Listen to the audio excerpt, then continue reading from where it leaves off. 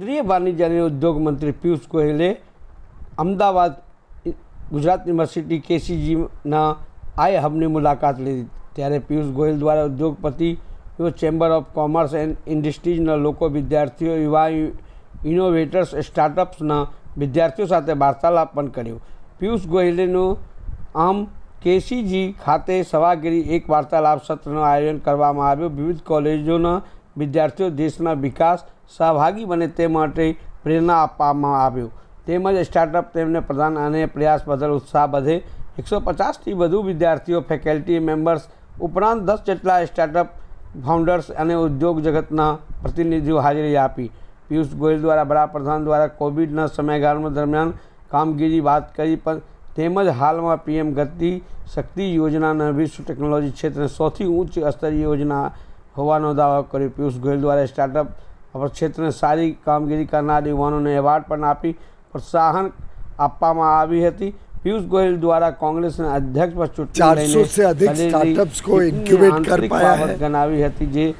और अगर आप देखें तो एक प्रकार से प्रधानमंत्री नरेंद्र मोदी अपने आप में एक स्टार्टअप के ब्रांड एम्बेसडर है। ये आई हब का कॉन्सेप्ट ही एक स्टार्टअप की तरह है, क्योंकि जब देश में कोई स्टार्टअप शब्द भी नहीं समझता था तब प्रधानमंत्री जी ने आई हब की कल्पना की और आज विश्व में हम तीसरा बड़ा स्टार्टअप का इकोसिस्टम बन गए।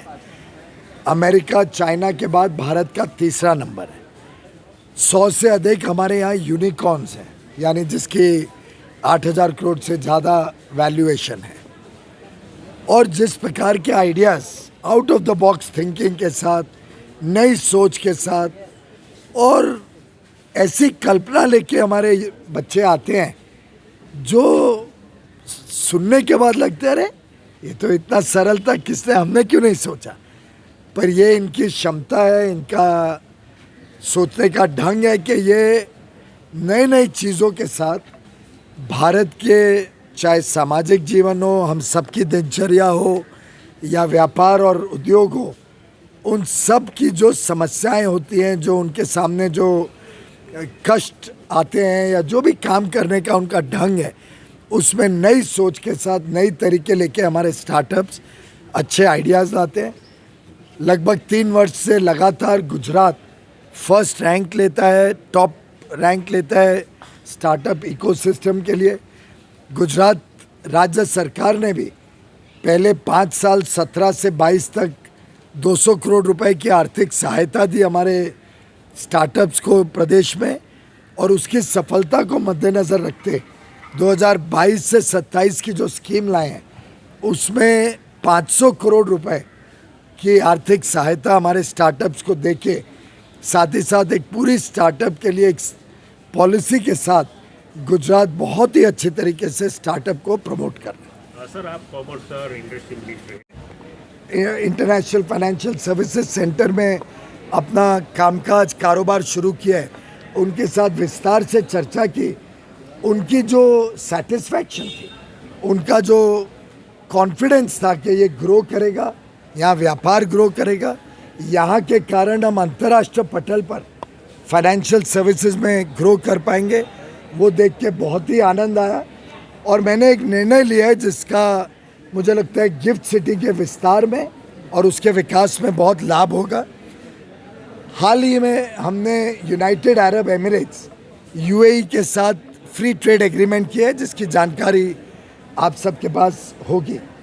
1 मई से वो फ्री ट्रेड एग्रीमेंट लागू हो गया है, जिससे भारत में 100% अब यूएई में जाने वाला सामान ड्यूटी फ्री जा सकते हैं, लगभग 100% को थोड़े आइटम 40-50 आइटम छोड़ के 11,000 में 40-50 आइटम छोड़ के 11,000 आइटम। ऐसी परिस्थिति में कुछ चीज़ें वहाँ से भी कम ड्यूटी पे आने का हमने मंजूरी दी है, जिसमें हमारे जेम एंड ज्वेलरी सेक्टर को प्रोत्साहन देने के लिए 200 टन सोना हम यूएई से भारत में थोड़े मामूली डिस्काउंट पे ला सकते हैं। वो अब पूरा सोना गिफ्ट सिटी को हम नॉमिनेट करेंगे एज द एजेंसी जहाँ पे ये 200 टन सोना आएगा, और यहाँ से फिर देश भर में जहाँ जहाँ पे उसकी रिक्वायरमेंट है वो प्रोवाइड किया जाएगा। उससे एक बड़ी समस्या जो जेम एंड ज्वेलरी सेक्टर कई बार मुझे कहता था कि उनको जो सोना खरीदना होता है तो बिचौलिए ज़्यादा होने के कारण वो महंगा पड़ता था। ये आज के निर्णय से और गिफ्ट सिटी को इन्वॉल्व करके IFSC को इन्वॉल्व करके अब वो भी एक जेम एंड ज्वेलरी सेक्टर की समस्या को हमने आज निपटा दी। ऐसे ही अन्य खबरों के लिए चैनल को सब्सक्राइब कीजिए। खबरों का नोटिफिकेशन पाने के लिए बेल आइकॉन को जरूर दबाएं।